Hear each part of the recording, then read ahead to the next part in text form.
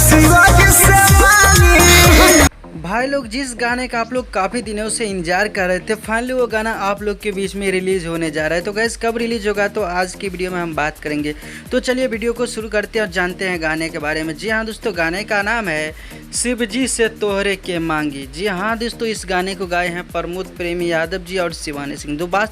दोस्तों बात करते हैं, इस गाने को लिखे हैं विशाल भारती और सोनू सुधाकर जी ने और म्यूजिक सजाया है आर्या शर्मा जी ने। भाई लोग, इस गाने का वीडियो जो है कल सुबह में 7 बजे प्रमोद प्रेमी इंटरटेनमेंट यूट्यूब चैनल के माध्यम से रिलीज़ की जाएंगे। वीडियो काफ़ी लाजवाब का है।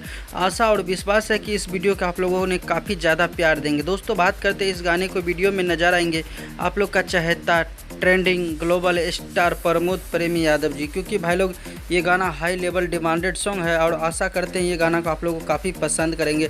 कल सुबह में तैयार रहिएगा, क्योंकि 7 बजे प्रमोद प्रेमी इंटरटेनमेंट यूट्यूब चैनल के माध्यम से इस गाने को रिलीज कर दीजिएगा। भाई लोग, इसी तरह का न्यूज़ हमारे यूट्यूब चैनल के माध्यम से आते रहते हैं, तो चैनल को सब्सक्राइब और वीडियो को लाइक करके रखिए और घंटी वाले बटन को दबा के रखिए।